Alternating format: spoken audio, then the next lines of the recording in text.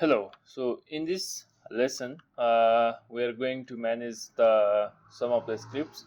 Like as you can see here, that this scripts, this kinds of code usually perform the three different operations. Like this one is performing the handling the input, and this one is this kinds of codes is actually moving the player, translating or moving the player, and these lines of codes actually clamping the position, right?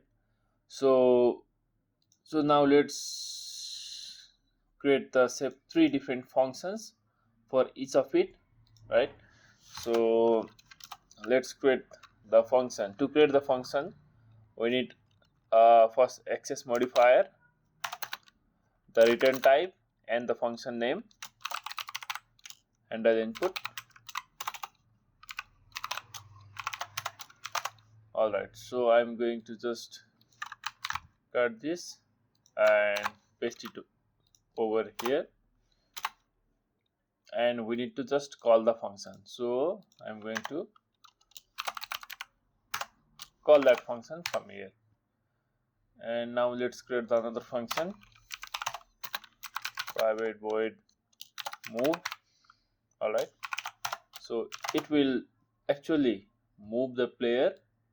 So this is the line supports here, so we need to just call the move function.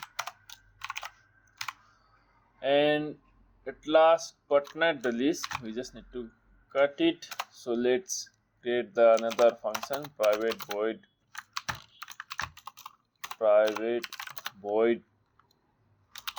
okay, clamp position. So you just need to cut here, and you just need to call the function from here. So all right, this is good for now. Now if we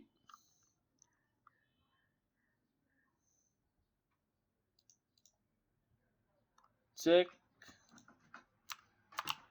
okay, so this is working all fine. So thank you very much.